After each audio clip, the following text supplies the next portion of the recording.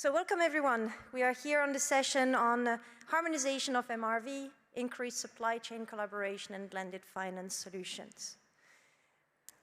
The objective of this session is to go through the best way to finance the carbon farming from farm to supply chains and find the best way to have an MRV that is acceptable by all the standards and find a harmonization and how that can help the financer. My name is Tatiana Boussange. I work for Armosis. I was asked to be the moderator of this session. And it's not about me, but about the panelists that we have here today. And they represent the whole supply chain of the carbon farming, whether it starts at the farm level, where we have on one side Paul Martin from Regeneration, and then Andrew Voisey from Soil Capital, who's more on the, Paul is more on the offset side and the MRV for carbon farming on the Verra. And Andrew is more working on Soil Capital, more on the inset side. And we also have on the verification side, Thomas Blackburn from SustainCert. And we have also Lisette Fellen from, that works with the retailers. And before I go forward, I would like everyone to introduce themselves individually so that you get a better intro. So Paul, if you want to go first. Sure. Thank you, Tatiana. Hi, everyone. My name is Paul Martin. I'm the Director of Operation at a company called Regeneration, project developer, helping farmers to transition from conventional to regenerative agriculture. Fully funded project in France and Belgium to convert 500,000 hectares over 10 years following the VM042 of Verra. Good afternoon, everyone. Congratulations on being here at the graveyard shift. I'm Andrew from Soil Capital, as Tatiana said. So Soil Capital was born as an agronomy firm headquartered in Belgium. We now run a large-scale regenerative agriculture transition program focused within the value chain. So working with a couple of thousand farmers, mainly arable, in Western and Eastern Europe, and now into Latin America. And working, as I said, within the value chain to reward those farmers for the improvements they make. So we've paid out something like 15, 16 million euros to those farmers to date, with another 25, 35 million in contracts going forward. So that's our focus and where we start from. Thank you all so much for being here again at this late hour. I'm Thomas Blackburn. I'm the Vice President for Sales and Business Development with SustainCert. So SustainCert is an ISO accredited greenhouse gas verification company. We work in carbon markets as a validation and verification body, mainly with Gold Standard and Verra. We also work extensively in corporate supply chains, verifying programs where companies are investing in reductions and removals in their supply chain. We've worked with over 40 programs globally, and then we also run an initiative called the Value Change Initiative, where for the last 6 years we've been looking at how do companies account for and report those very reductions and removals that they're achieving in their supply chain. Thanks for having me. Hi everyone, my name is Lisette Phelan and I'm a postdoctoral researcher at Harper Adams University working for the School of Sustainable Food and Farming in the UK. And my research focuses on the retail perspective on reaching net zero, the transition, how to reduce scope 3 emissions, and I'll be giving you the retail and process review today on this topic. Thank you very much. And before we get started with our esteemed panelists, I would like to give a little overview of where we stand and what's the context so that we put everyone here in the room up to speed, and that will be, and then we'll go into the discussion. So the main point is that when we talk about carbon farming, we are talking about, sequestration, removals, emission reductions. That all starts at farm level, but then how do you get the recognition of the units measured and the recognition throughout the supply chain? And that's where you have then regulation on one side that helps you, that basically the regulation is motivating companies to disclose their efforts and also to report on that. Disclosure is becoming slowly mandatory. You can think of mechanisms such as the the Corporate Sustainability Directive. You can think of EUDR. At international level, you have also mechanisms that recognize different MRV mechanisms or measurements. Corporates have SBTi targets, for example, and SBTi is also providing an increasing flexibility to the acceptance of removals, for example. And we also have an opportunity at the CRCF to basically drive that change and contribute to this. So disclosure is slowly becoming mandatory, and MRV is the way to basically measure what you want to disclose. Among the standards that we described, you have them, but as we mentioned, the panelists represent a bit this whole supply chain, from farm to fork, if we may say so. And so this is just a slide we'll keep in the background. So, Paul and Andrew, just to start with you at the farm level, can you please tell us what's happening? What are you doing there in order to generate basically claims that can later be co-claimed throughout the supply chain? But from your perspective individually, what is happening at farm level? Thanks, Andrew. Yeah, I think that should be the start of the conversation here. It's what is going on at farm level and how we implement projects with farmers and how these projects now are compliant with the different set of regulation. When I talk regulation, I'm referring to the EU CRCF Delegated Act. I'm talking about methodology coming from the VCM, such as the Verra VM042, Climate Action Reserve Soil Enrichment Program. I'm talking about the GHG LSRG, the land sector guidance removal. All those methodologies are now converging. There's points of convergence that are clear. We can name those points of convergence. First one is the permanence. So when we work with a farmer, we try to embark this farmer for long term.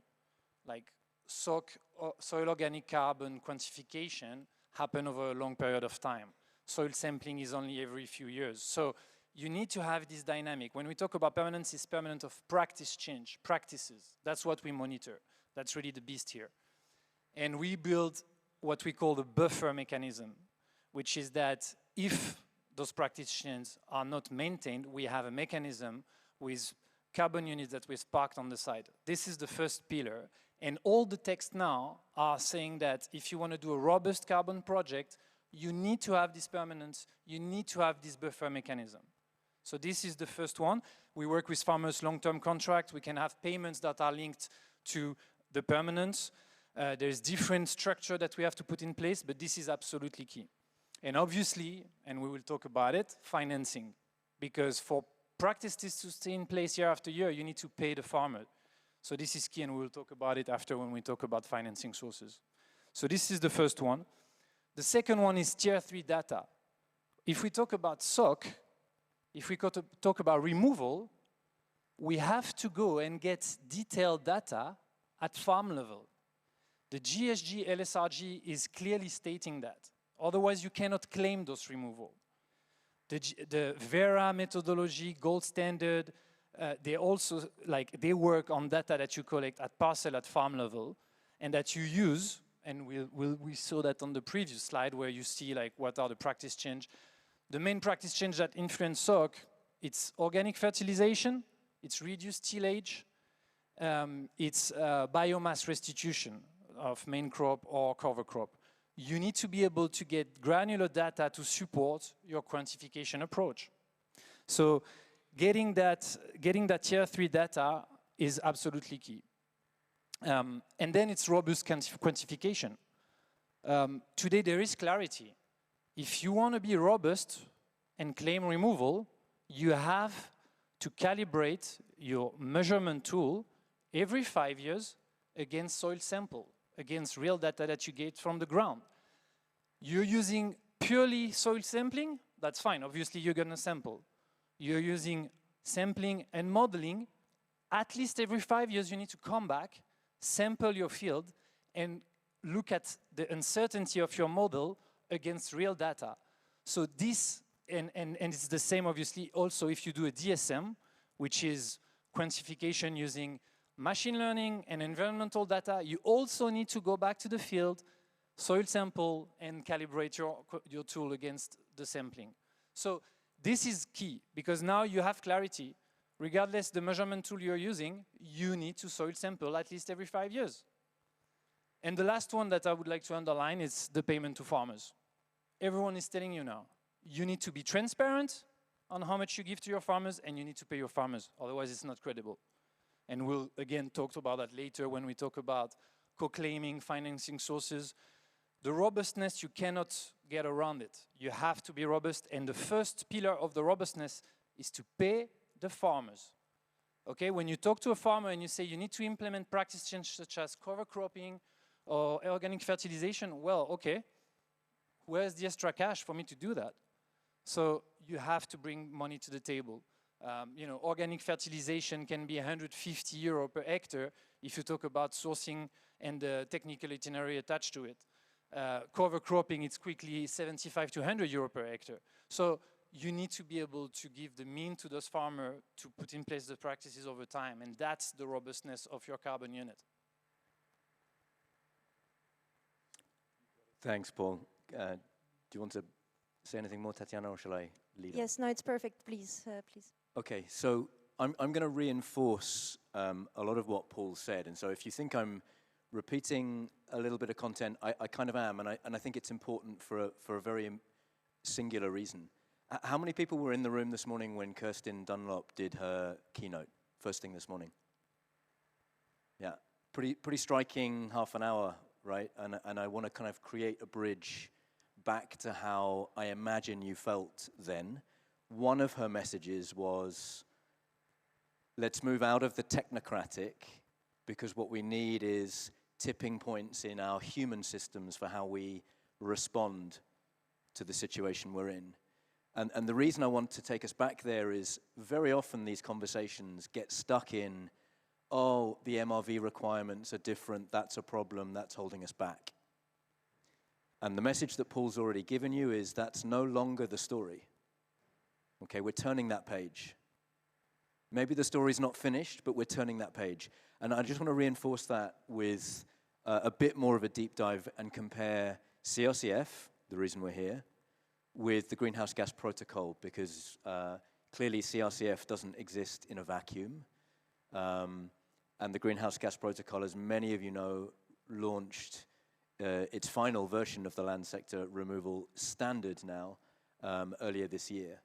And that's a very important interplay. You've heard it a number of times today, where some of the food and ag companies that we would like as a sector to be doing more in this space are saying, sure, but I need CRCF to also be aligned with the Greenhouse Gas Protocol.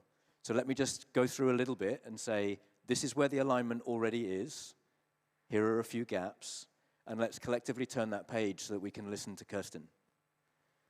So on quantification, Paul, I think you've summarized it well. Primary data from the field. If you're using models, year 0 and year 5 soil sampling, these are explicit requirements in both CRCF and LSRS.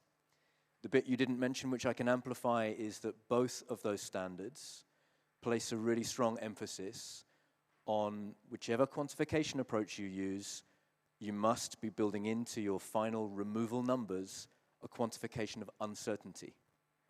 And I'm not going to do a big deep dive on uncertainty here. Uncertainty comes from many parts in the quantification process.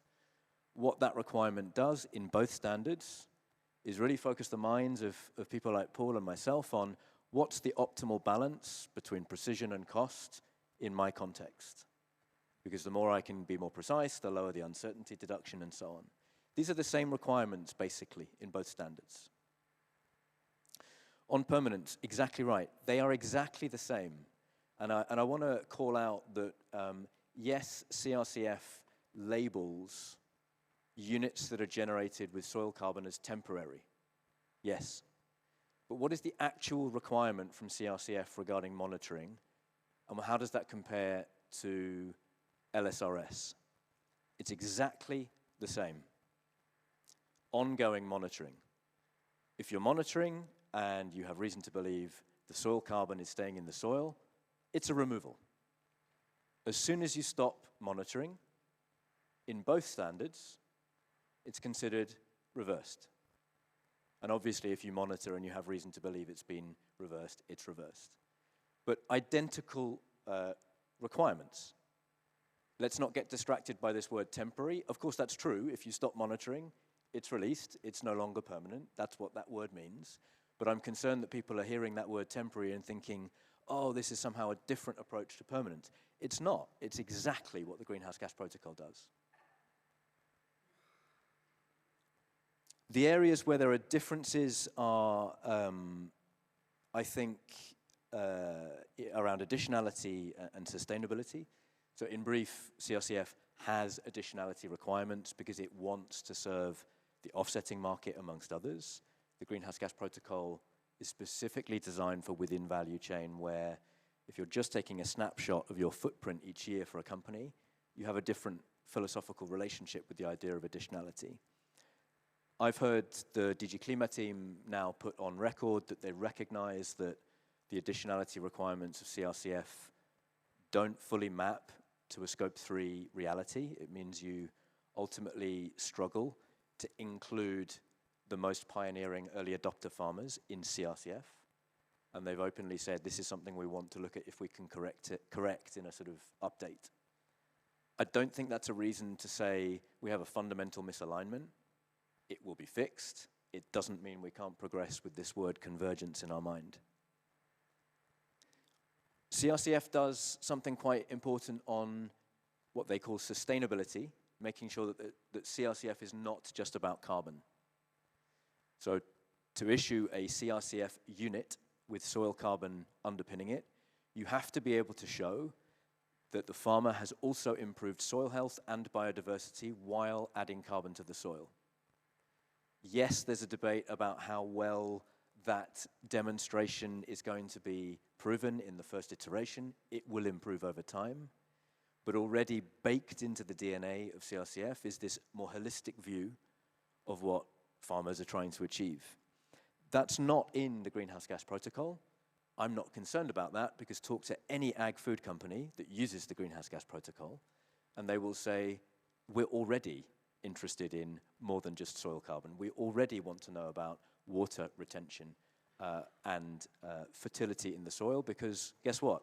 We're sourcing from that soil and we need to understand its performance in a more rounded way.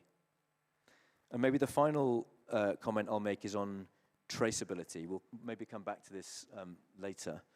The Greenhouse Gas Protocol includes rules and requirements around traceability, so the connection between a reporting company and the farmer. Its recent standard release has clarified significantly how to make that work. More to do. CRCF doesn't have anything to say about that because its scope is farm level. And again, I've heard the Klima team say publicly on record, we know that if we want CRCF units to be used within a Scope 3 context, we need to provide some guidance or clarity on how to make that connection, whether it's just pointing to the Greenhouse Gas Protocol, who can say, but that's at least acknowledged. So, to summarize, back to Kirsten this morning, let's turn the page on this narrative that we can't act because the MRV standards are too divergent. That's no longer the story in at least our view, and we're having to grapple with these different standards in reality every day. Thank you very much. You both clarified what the requirements are at farm level and what you're doing with the farmers to be able to basically measure or recognize CDA practices. And you made a nice transition, actually, Andrew, to go to the retailer and food supply chain point of view or perspective. Maybe we can start with you, Lisette, and then I will pass over to Thomas. Could you clarify what is the role of the supply chain and the retail actors, and what's the motivation to get together and finance or incentivize farmers, and what are the requirements, how you apply them? I'll actually pass to Thomas. Yeah, okay. Yeah, sure. So SustainCert, we've been working with the Value Change Initiative, which is a group of 130 companies and organizations focused on supply chain decarbonization. We've been doing that for 7 years and coming up with guidelines for practical approaches to accounting to really get that return on investment so that companies can say, you know, when we're investing in something, I want that to show up in my GHG accounting, or I want to be able to make a claim so that, you know, we can demonstrate, improve, and show that we're doing a good job, right? And I think, you know, there's a couple of areas, and you know, you started to cover them at the beginning, with driving companies in this direction.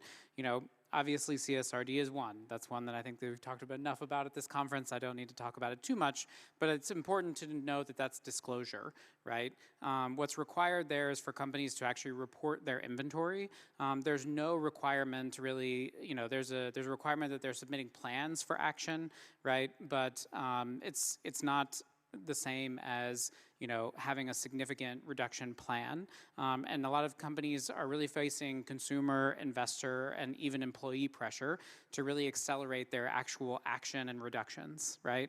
And that's where companies are pointing to things like science-based targets that are helping them to set, you know, in targets and action that's in line with ultimately what we all need to achieve to stay within a 1.5 or 2 degree warming world.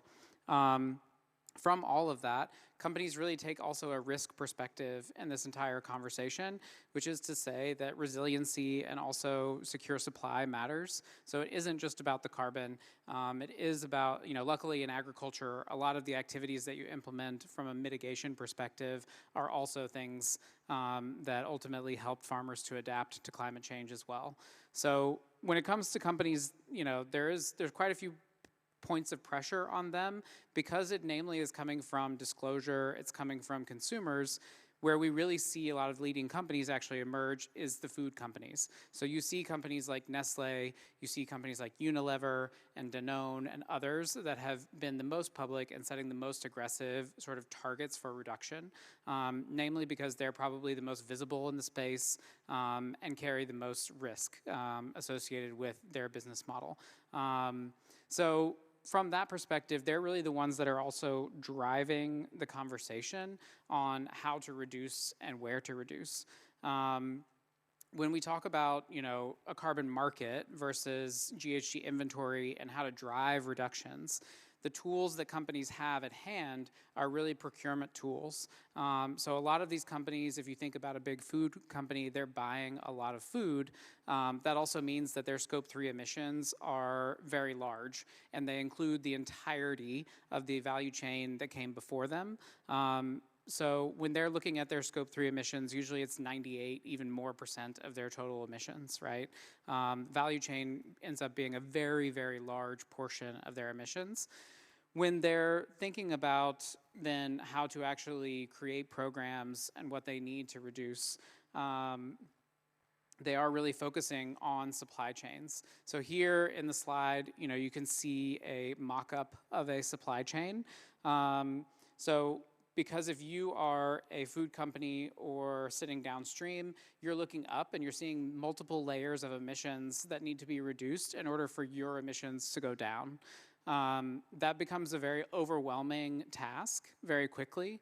And companies are looking at, you know, how they're reporting and how they're going to get better information to potentially reduce their emissions, more granular information, or are they going to take actions to actually reduce those emissions? Really, that is a big challenge, but it also represents a huge opportunity. And I think that's what we've been exploring for the last couple of years. And this is what these guys are also talking about. When you have the data from the farm, you're actually reducing emissions. How do you actually share the emissions and the reductions and removals that you're achieving on farm with the entire supply chain? If it is that the reduction or removal happens on farm, and because of the way Scope 3 accounting functions, that every single tier of this supply chain, so the mid-product manufacturer, the end-product manufacturer, a wholesaler, and a retailer, it influences their emissions reporting all at the same time. It enables this idea of co-claiming, which is this idea that actually when we reduce once on the farm, we're actually reducing emissions for the entire value chain that sits downstream from them. And so suddenly it opens up these opportunities. So this is where the idea of co-claiming really comes into play, because it's potentially where the whole supply chain is acting together to really think about, okay, how can we all co-invest into farms that carry the largest source of our emissions to actually reduce and remove emissions? This can happen in a number of ways. Here we've highlighted vertical and horizontal co-claiming. So because it is a complex supply chain, the idea of this co-claiming is somewhat difficult to achieve, right? You need multiple tiers of the supply chain to actually line up and get involved and start to say that they'll actually put money on the table or they'll participate in action. We see this happening. We see a range of actors doing this. Just last week, a project that we've actually verified with Organic Valley, Lactalis, Stonyfield, and Amazon Grocery announced a co-claiming structure in dairy in the United States. So we do see these sort of vertical tiers of the supply chain actually start to line up and speak about investments that they're making to reduce emissions for Scope 3 for the entire supply chain. The other opportunity is that, well, farmers don't always produce the same thing every year, or maybe they produce several things within a growing season, and you may be the off-taker for only one of those crops, right? So horizontal co-claiming is another area that is being explored and people are talking about quite regularly, which is the idea of, you know, if I'm buying the wheat, who's buying the barley that's coming off of this farm, and how can we actually co-invest? So it's not necessarily tiers that have to come together at that point, but it could be multiple supply chain partners that are looking at how they can share the benefits of those programs.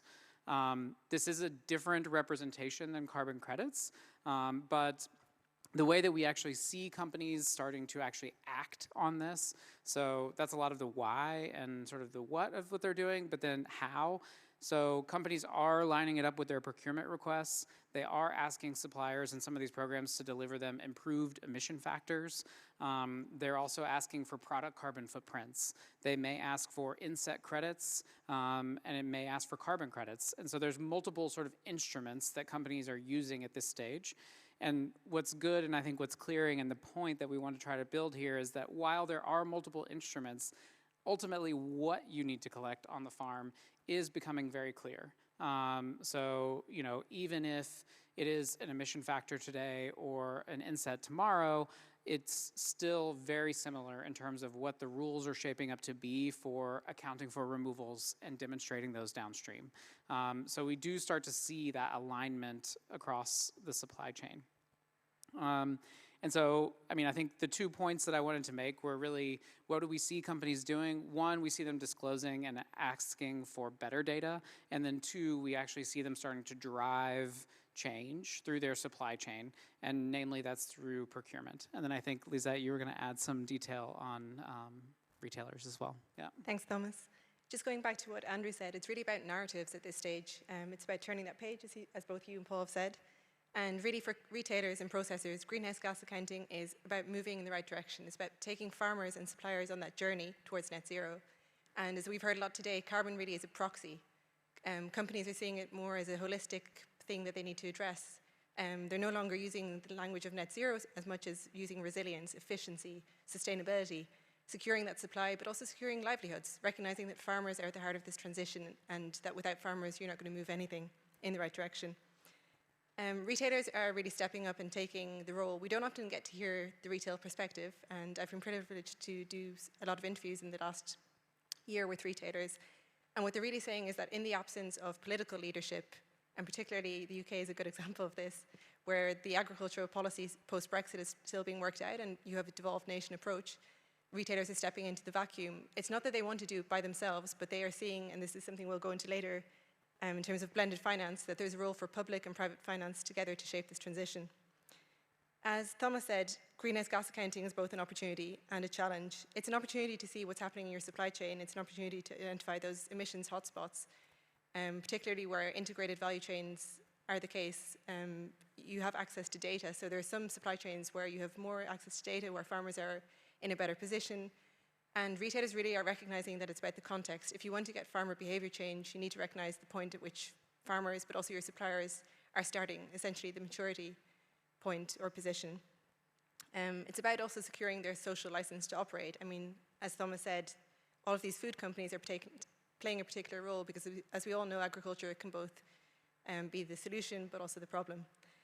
And greenhouse gas accounting really is about establishing those baselines and being able to measure progress, but also really communicating and bringing people along on the journey, reducing those risks and building relationships.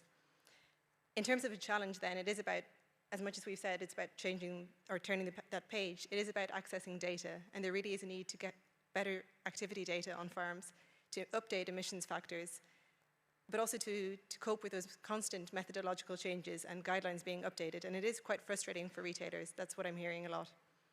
They're having to go back and re-baseline as emissions factors are updated. And what they're really doing is they're relying to operationalize their visions around greenhouse gas accounting on their processing partners, supply chain partners, because those are the actors who are closer to the farm level. The signalling does go both ways because retailers are often quite ambitious in setting their SBTi targets. And in that case, they need processors really to keep them in check and to kind of remind them, to give them a reality check of what's possible and what farmers are willing to do.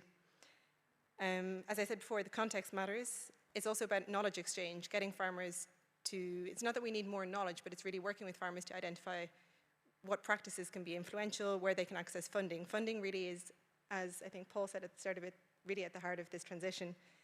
It's also about getting farmers the right kind of consultancy and being able to interpret, not just receiving a carbon footprint, but also being able to interpret those results and being able to take action then.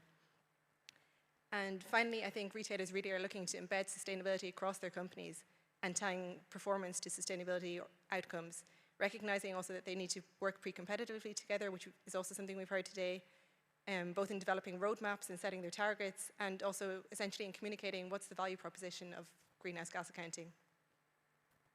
Thank you very much. So we already went through basically the activities that the farmers do, how we encourage them, how we measure I mean, we didn't go into the details of MRV, but that it's measured.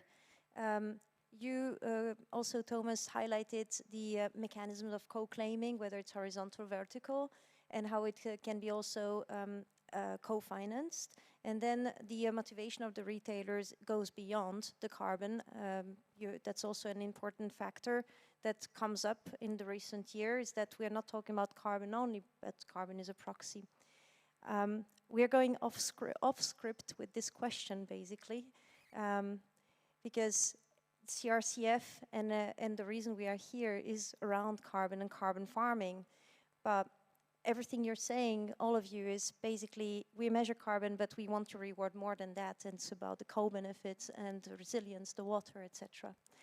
The question is rather, do you see a change in the financing roles and how to basically support that transition for farmers? How does this, what's the source of financing, and how do you basically define who finances how much for and how it's going to be traced? So that was not a scripted question, but it's still in the spirit of it. So I would say maybe Andrew, would you like to take it first? Thank you. Yeah. So I think there isn't one single source of financing or funding for this. That's the first point. And you know, we're gonna use this word financing and funding a lot, but actually what we should be talking about is the economics, because it's not just about giving away money, right? We need farmers' economics to be materially improved through this activity, but whoever's providing the finance or the funding for that, it needs to make economic sense for them as well if this is to be scalable. So let's challenge ourselves to sort of think in business case terms and economics case terms. So to answer your question, Tatiana, obviously the source of funding that Soil Capital knows best today is within the value chain, the food and beverage sector, which from our perspective has long been saying, we're not just interested in the carbon, we want to know how soil health, biodiversity, water impacts are affected alongside soil carbon and emissions. And so one way to look at that is it's a little bit of a market access topic. You know, if you want to unlock the economics and make them work for the food and beverage sector, you need to be able to quantify holistic benefits. Why? Because, Thomas, you mentioned this topic of security of supply and resilience. It's one of the motivations for that sector, and for a sustainability or a procurement team to be able to run the numbers on investing at farm level, they likely need to know more than just soil carbon to get closer to how is the resilience of this farm system or systems changing. I don't think we can end up at just a sort of market access level, because for many repetitions of this conference, there will be differences in approach to how we quantify these, let's say, beyond carbon benefits, and some will be more granular and less granular and so on, and will tell us more about the fundamental resilience of those farm systems. So I think, coming back to CRCF, what CRCF tries to do is set a framework, that's the word that's been used a lot, to allocate more funding, a premium, to better quantification of these beyond carbon benefits. There's a certain minimum threshold you have to meet to issue a unit, and then there's a voluntary, add-on, which some will do and some won't because it's voluntary, and some will do in a really deep quantification way, and others will do using proxies. And that's okay, we need that all to flourish, but we should also, I think, call out that the closer we can get to quantifying actual resilience performance at farm level, because that cascades right up to food security for a nation or a continent, the more valuable that is. And how do you see the role of the CRCF in the transition across the supply chain in terms of financing, co-claiming the finances? What role can the CRCF play? Would you like to take it, Paul? Thank you. Happy to take that one. So I'll try to be prescriptive. I think the first thing is the CRCF needs to establish a registry that connects with all the existing projects that are compliant with the CRCF methodology. The delegated act that is being finalized clearly give the methodology for measurement for MRV that we discussed already. I'm not going to go back to it. First thing, you create a registry, you connect all the Verra, the gold standard, the climate action reserve, all the projects that are GHG and SRG compliant, you connect them. They are centralized, you have all those projects. That's absolutely key for the rest after, which is traceability. You allow those projects to serve the inset and the offset market at the same time. This is not a problem at all, it's pure accounting. What matters is how robustly you're measuring at farm level, then what you do with those carbon units. You just need to have a good accounting to avoid double counting, obviously, and to trace where those carbon units are going for claiming purposes. Then you go to the co-claiming, because obviously the supply chain should be the first actors that are actively investing in those projects. And there should be no free riders, which is the issue we have, a lot of free riding at the moment. You have people that see their scope 3 reducing, but they're not responsible for it. Other people are paying for it. And then they say, oh, but my carbon units are moving from my supply chain. Yeah, because you don't want to put money at work. So we need to be able to make company accountable for their target. And that's what we need to track.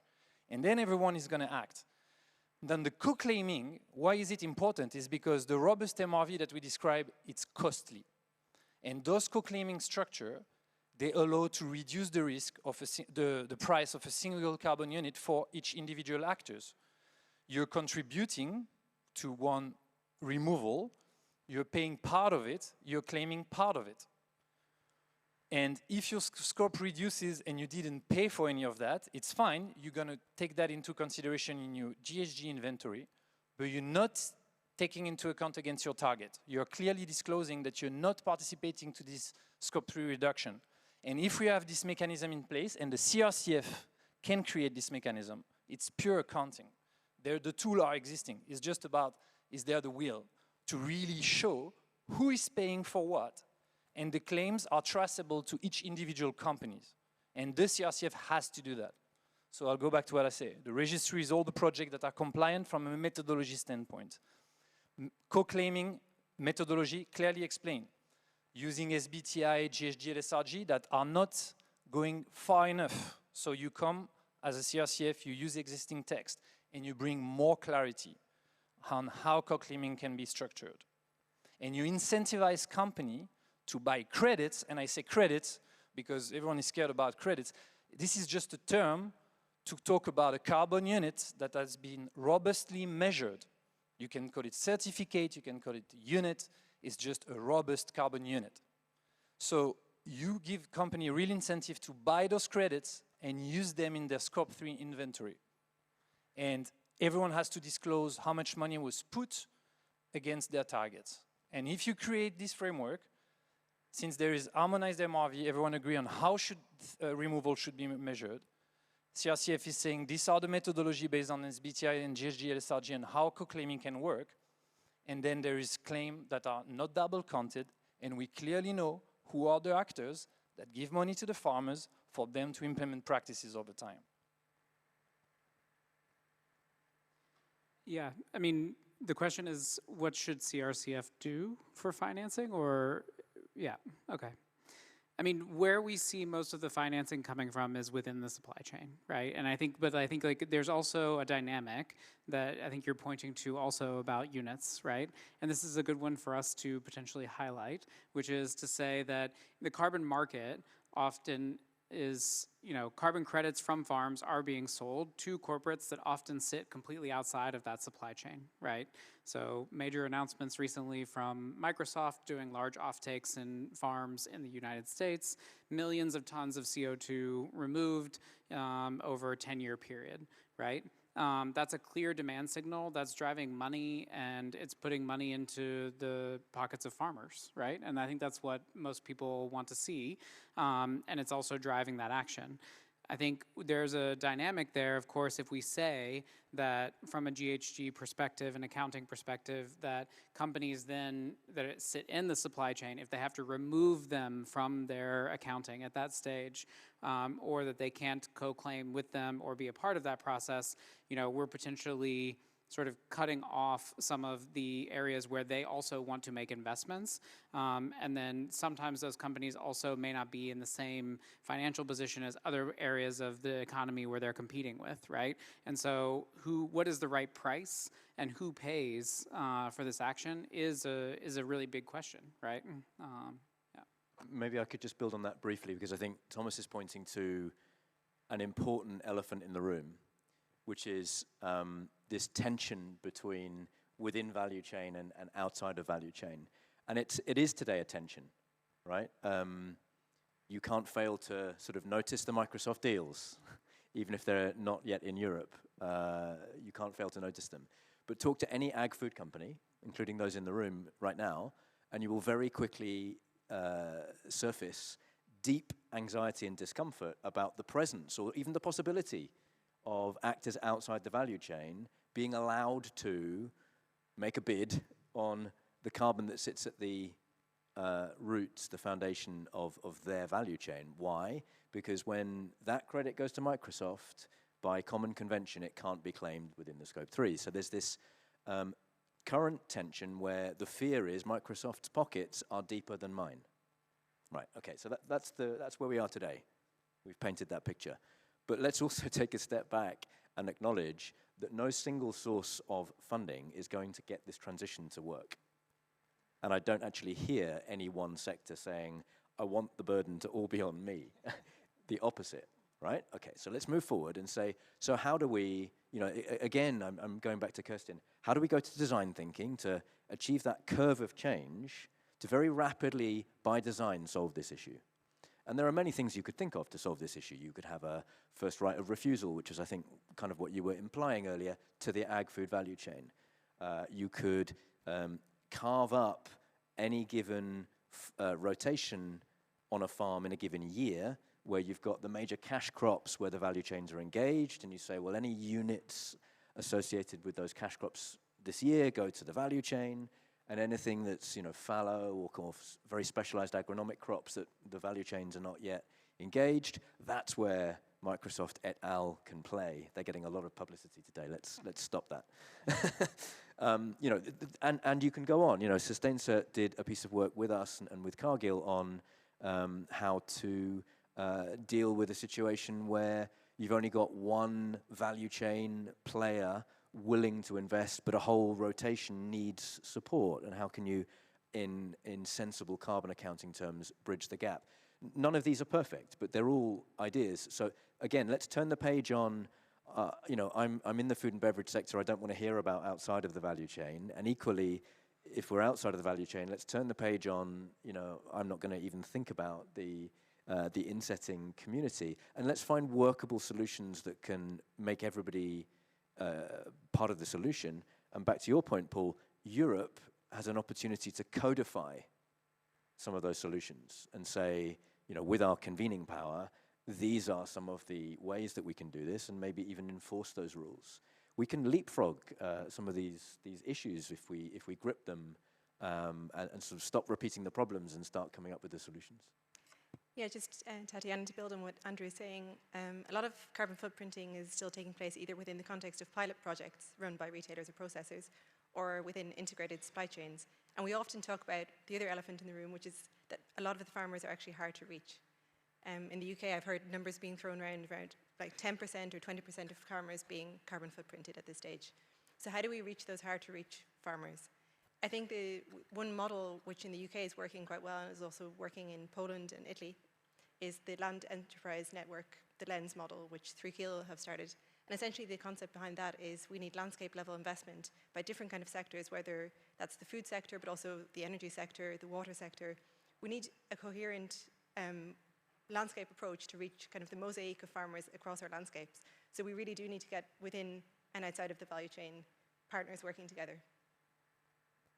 Yeah, I think crowding people in is definitely needed more, right? Especially if we start talking about the supply chain action, you know, working. We need more co-claimants actually at the table. And I think, you know, maybe you could speak a little bit about retailers and just where are they in the process of thinking about interventions and, you know, investing in supply chain. Yeah. I think at the moment, and hopefully what the CRCF will help with, is giving them more confidence, because I think at the moment retailers are kind of sitting back, waiting, seeing what's happening, particularly around carbon removals. There's a nervousness to get into carbon insetting. There's a clear move away from carbon offsetting, recognizing that that's not really going to help. It's equated with greenwashing. So a lot of retailers and processors are hesitant to really, they don't know, they're waiting to see what's happening, and this constant updating of regulations, of the legislation, of the methodologies, is just frustrating them, essentially.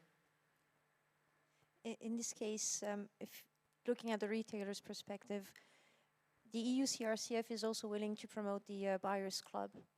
What could be the role of retailers in the Buyers Club, theoretically speaking? Would you like to take it, Lisette? I can start.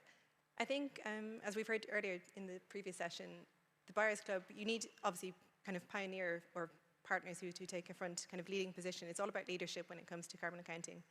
And so I can see a role for companies. I mean, again, if I think of the LENS project or the LENS approach that 3Keel has implemented, Nestle has been one of the kind of pioneers of that.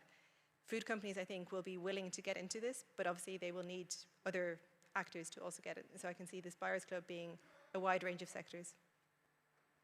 Yeah, and I think another way, it's the accountability. Like the buyers need to have the incentive to put the money on the table. So they need to be able to claim the outcome of this money that they put.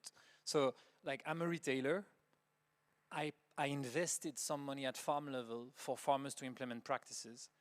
I'm claiming that amount fully, or I'm co-claiming with other people. And that's like, obviously if you co-claim, you pay less. If you claim fully, you pay more.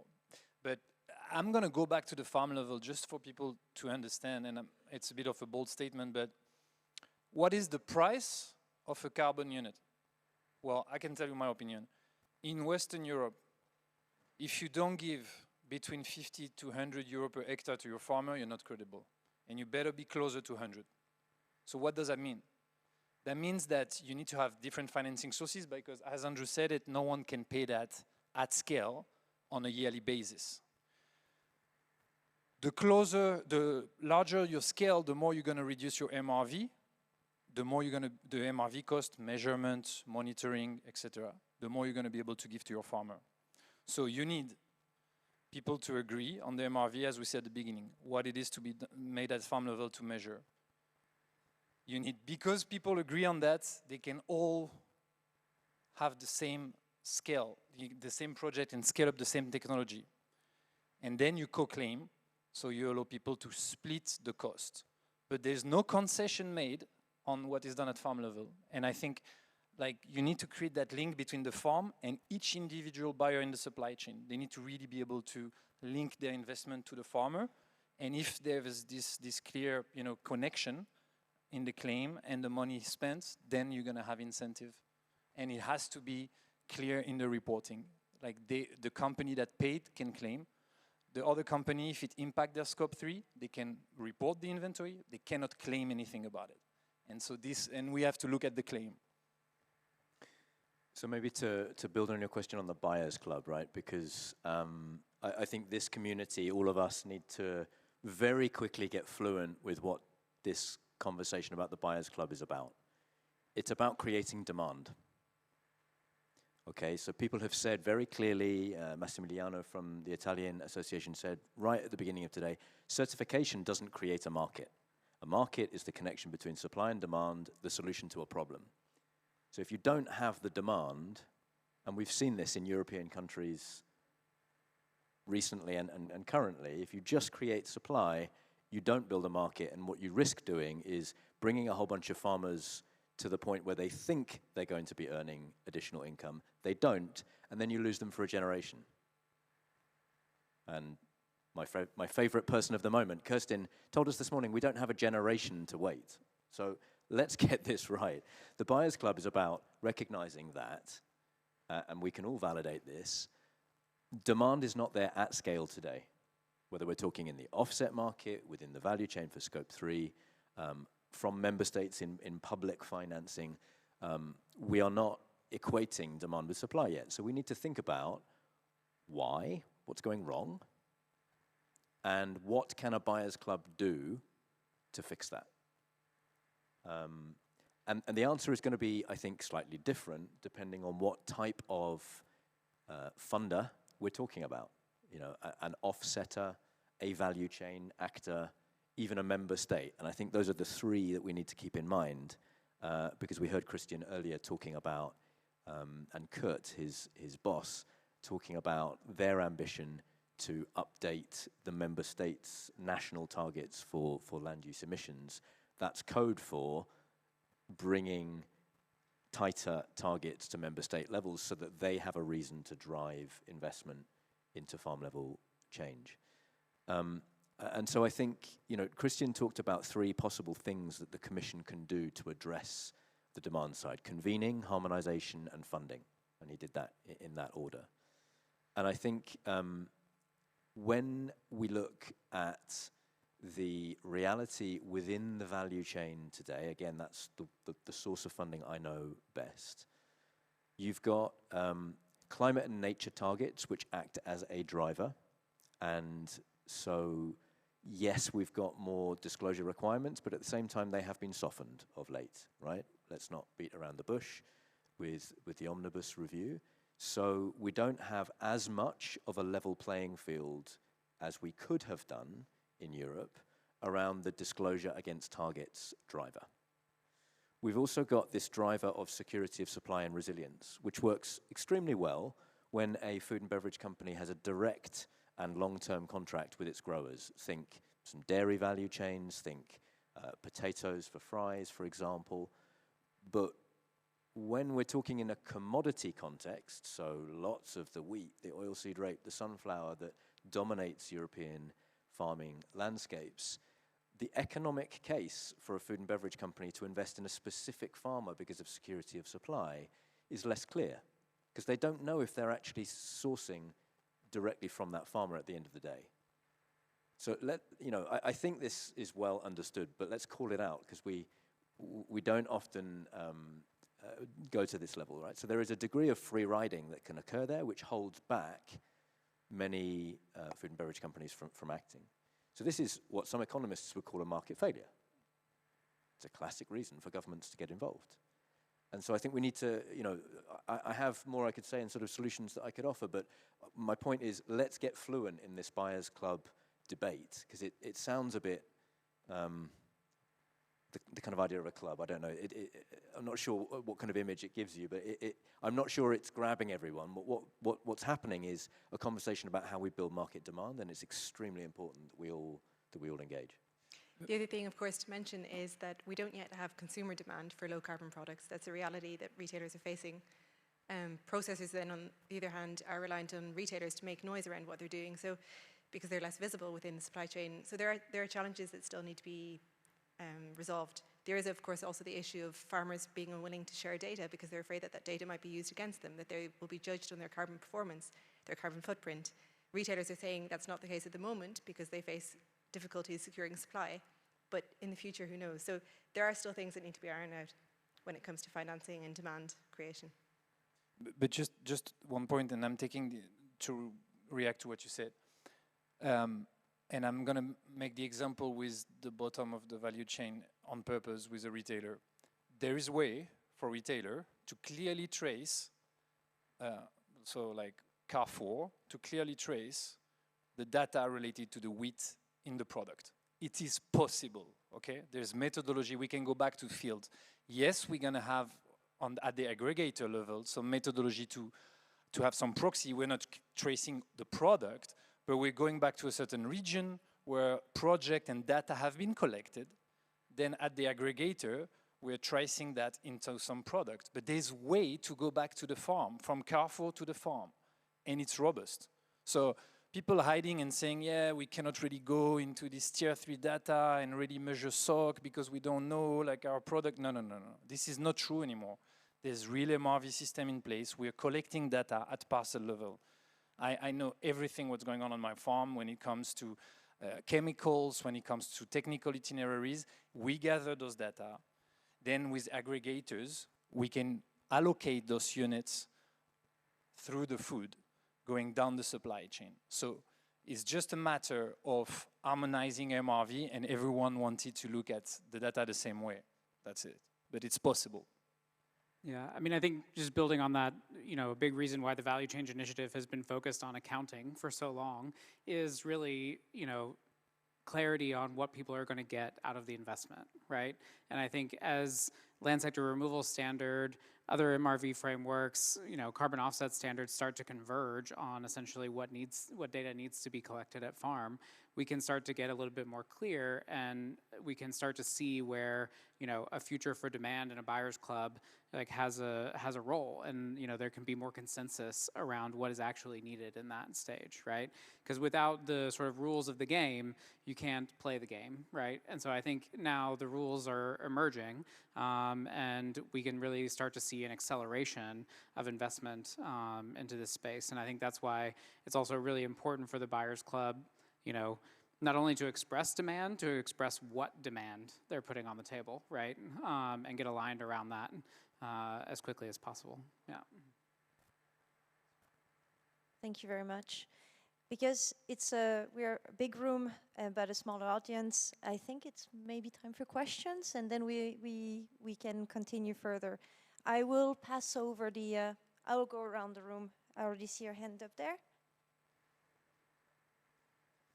Thank you, Tatiana. Thank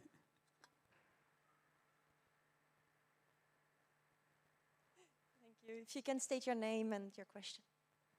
Hello everyone, my name is Ricardo Beck. I'm from Verra projects in Spain.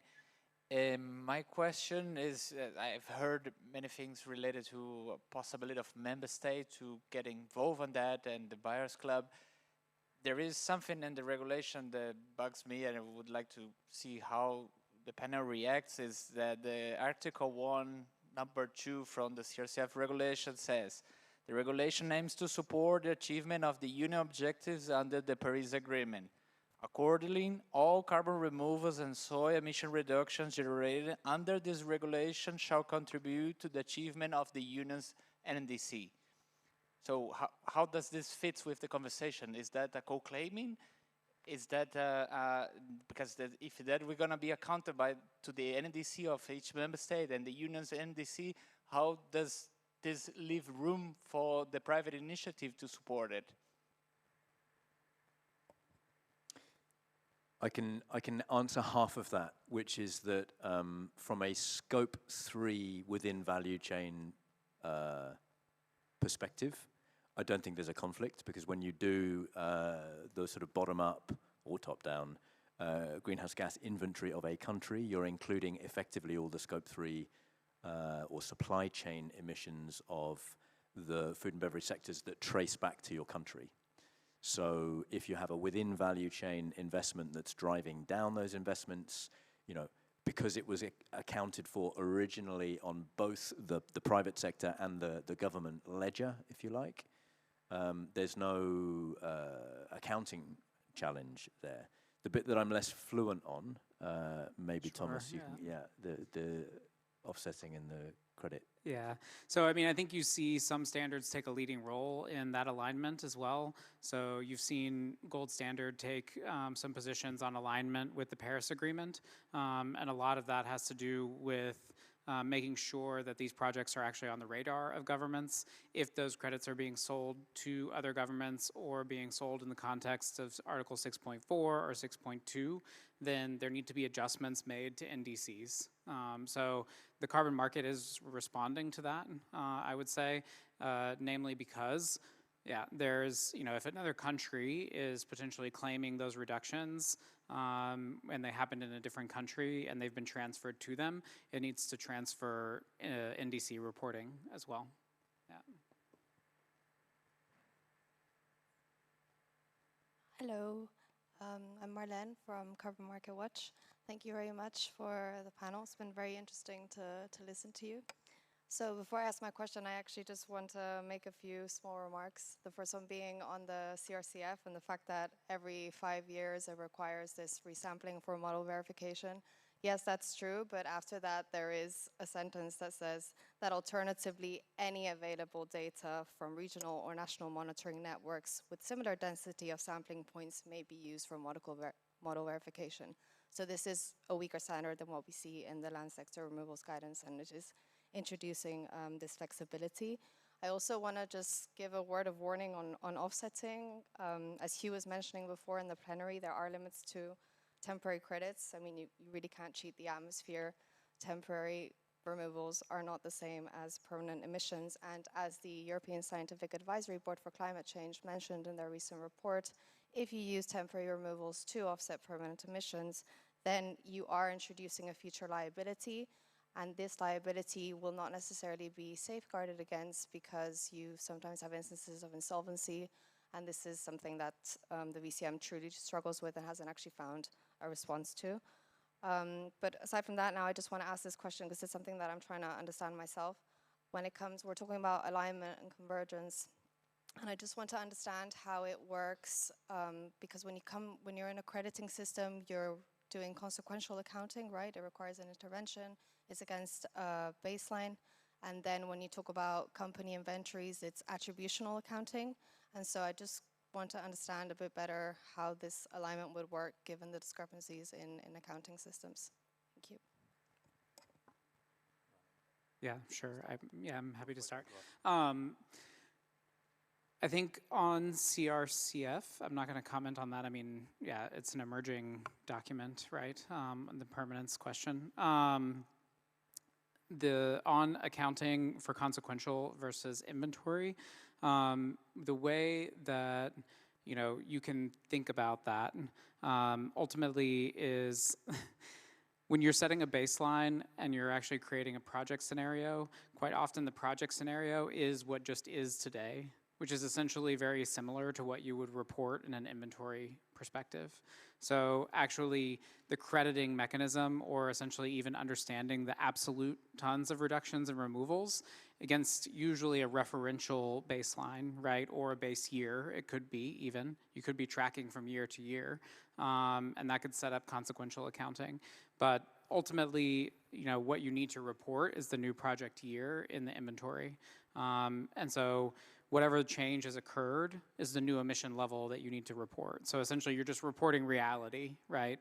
But if it's useful in some contexts for companies, so what we see often in this co-claiming structure is very difficult to get a group of companies around the table to have a conversation on how do you invest in reductions in supply chain.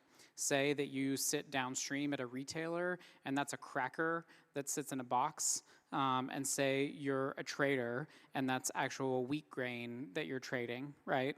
The impact of on-farm reduction and removal is going to be quite different, and you need to have attributed the emissions into each of the potential products that that wheat went into. And then ultimately that's what the downstream player can claim. And the only reason that I'm sort of bringing that to the table is because it's important to understand in the context of sort of consequential versus other accounting. Because if you're the downstream company looking at wheat, it can look like basically, okay, we reduced 100 tons on farm, but what that actually means per box of wheat looks very different. Box of crackers looks very different than that. And so often it's very useful for companies to actually gather around the table with an idea of, okay, we're actually investing in a certain amount of reductions and removals together, and then we'll figure out how actually that influences our accounting for the particular products that we offtake from those farms. If you try to organize financing between all of those players based on the actual product influence that it will have for them, it becomes relative numbers that are very difficult for people to get around the table on. So I think having that is an important aspect. It's often a useful tool for people to do it, but often in Scope 3 programs, it's not necessarily the point, right? Really, it's more of a referential understanding of, you know, how much impact is this program having versus what they're actually going to use for accounting. Yeah, I'll just add a bit to that. So I put out this slide just with the graph. I mean, you guys are probably familiar with those, but so you know, when we're talking about intervention accounting, that's the graph. So as you said, there's a dynamic baseline. So that's the graph that you see on the bottom left. So if you're talking about farmer, it can be destocking, you know, and that's the curve that goes down. And then with your project, you're stocking. And the credit is the spread between the two, right? But you can have at the middle a flat line, which is your baseline year. So part of this credit is actually a GHG inventory. So you can come and look at this spread and say, well, actually some of that is a GHG inventory. And the bit that is linked to the dynamic baseline can be sold on the credit. So there's a way to segment that. It's just pure accounting. You can sell everything as credit, or you can say, okay, the portion that consider baseline flat, it's like my baseline year, I sell that in the GHG inventory. So it's just accounting, but that's where people need to come and say, this is the playbook. And that's where CRCF, for example, clarification between reconciliation between intervention accounting and physical accounting, that's something that needs to be done. Yeah, just a very quick build on that. So what Thomas and Paul are basically saying, I validate, which is to get to intervention or project accounting, you need to have effectively the data for the inventory anyway. So there's no problem in terms of the farm level data collection to feed both accounting systems. CRCF, I mean, Marlene, you and I are both on the expert group, so we've sort of seen this over the years. CRCF has been drafted for one reason and another with an intervention accounting frame in mind. And so you could be forgiven for thinking, CRCF doesn't work in a Scope 3 inventory accounting context. I don't think that's true. I think you have all the data you need through the CRCF methodology. In fact, technically, it's on what's called the certificate of compliance. So you get the information on the right to feed a corporate inventory. So I completely agree that this needs to be massively clarified and communicated clearly so we stop asking this question to ourselves. And I think it's a great question because the data is in there. You get it through the methodology, but it's just not clear enough. And this community needs to be clear on it so we can repeat that message to those who are less close to it. Hello, Laurette Laurent from Vivesia Cooperative and the transition program. So because we're here to talk about value chain, I would like to hear your vision on how to move from this beautiful story that we say that we will have more resilient sourcing if we do regenag, to actual willingness of all the actors of the value chain to pay a premium to finance these regenag practices. Because at the moment what we see is that most of the financing come from the first row of actors, the manufacturers, and they are struggling to share the cost of this premium along the value chain and to go all the way through the consumers. So I would like to hear what you're thinking about this and what are the solutions that we could implement at the value chain level. So I'm happy to take this first. So what I'm hearing from retailers is that they want much more insight as to what public money is achieving, because obviously they don't want to fund the transition by themselves. And given that, for example, in the UK, you have, for example, the Sustainable Farming Initiative, the SFI, there's a lot of money going in, and the retailers are hoping that that's going to fund transition and practice adoption behavior change. But at the moment, there's also a frustration that they can't actually say how the adoption of practices, what real impact is there at farm level. So I think that is how I would start the conversation. Yeah, I mean, I'm going to repeat myself a bit, but thank you for the question. I think it's, and you see it like, I think the players like the traders, the aggregators, they have a huge role to play, you know, because they have this direct sourcing from farmers. So the MRV is now becoming more and more harmonized. We talked about this. You collect all those carbon units and you're obviously buying the food from all those farmers.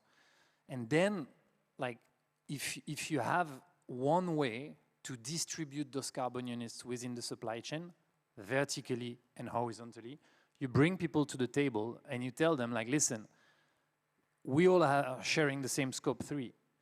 We all need to contribute to it if you want to be able to make claim. We all agree how things are measured, the carbon units are there. What is your budget? How much can you put? How much can you claim? And that's how it should work. That's how it should work on a given year for one commodity and across the crop rotation, because some costs have to be amortized over years. Soil sampling is not a one-year play. You're soil sampling for 5 years. You need to bring everyone in the rotation horizontally as well.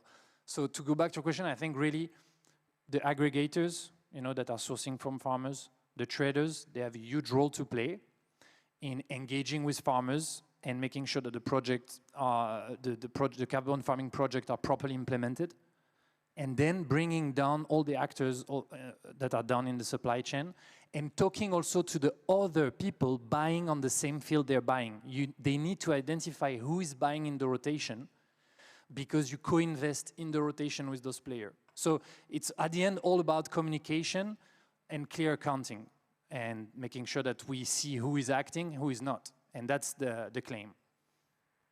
Yeah, I mean, I would reinforce that. I mean, I was in your session earlier today, actually. I was quite impressed with the number of entities that you all have in the program you all are running. So I do think, you know, going step by step as you all have built it, you know, you started somewhere, you're aligning the accounting, you're getting verified, you're demonstrating results to a group of partners, and then there are more that are showing up to that table, right? And I think that that's really the progress that we see, and that's kind of the journey that we see for most successful programs, yeah. Thank you very much. We'll take a last question. It will be short, and then we are going to run out of time. So here, the last one, if you can introduce yourself. Kellyanne Ross, an independent working out of Switzerland, part of the OGCR project. So my question is about the use of emission factors as a metric to track carbon performance. Do you believe that this is the best indicator? It's a bit at odds, for example, at tracking how much soil carbon is being built, especially when yields drop. So it's essentially an efficiency indicator. So I'd like to hear if you have any closing comments, I guess, on that.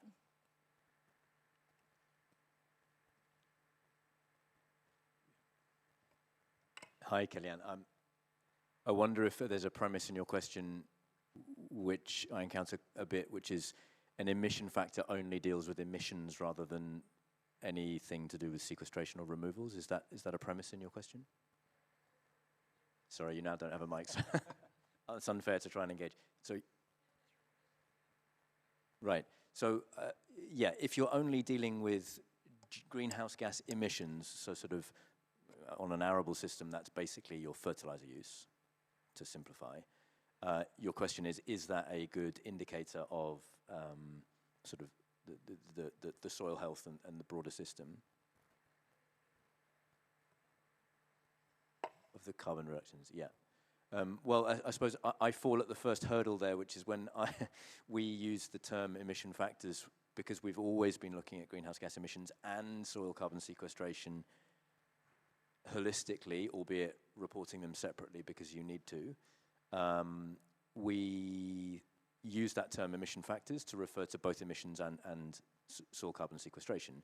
And when you talk about soil carbon, I'm much more comfortable with that as a proxy for the broader farm system health, with the caveat of what I said earlier, that, you know, really we should all be quantifying more directly biodiversity and water impacts as well, which we do.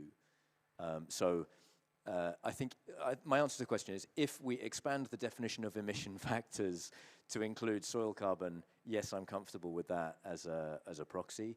I recognize and hear that that's not how everybody uses the term. And yes, I would be worried about only basically looking at fertilizer efficiency as an indicator for broader system health.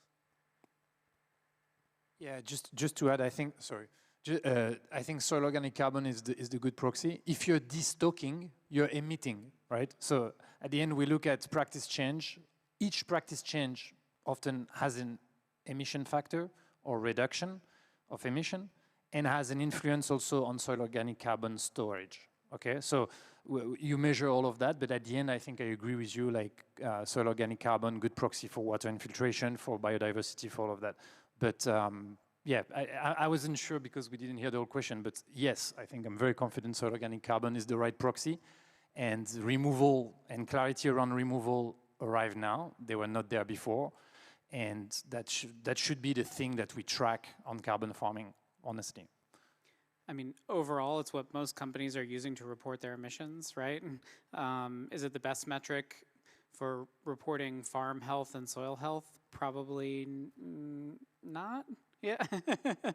But, you know, it's a carbon accounting system, right? I mean, overall, your yield could be completely wiped out by a weather event that would send your emission factor sky high, right? So there's all sorts of other things when it comes to emission factors. And that's why a lot of people do turn to project accounting, because in a certain sense, it can actually stabilize for some of those other distorting effects, right?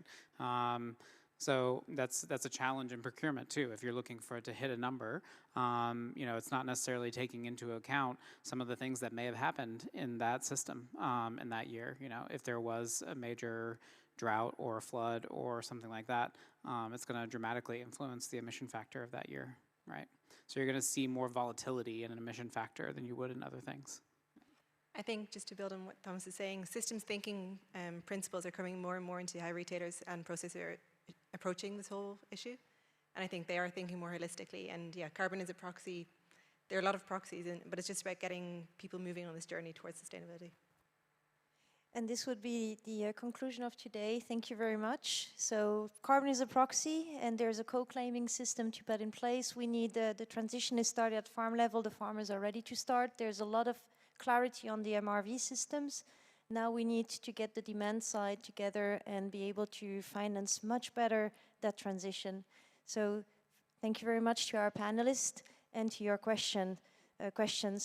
And I was told also that we have a networking event that follows just now after this when you get out. So please don't leave the premises. There's going to be the posters and everything else. So thank you again, and wish you a nice evening. Thank you, Tatiana.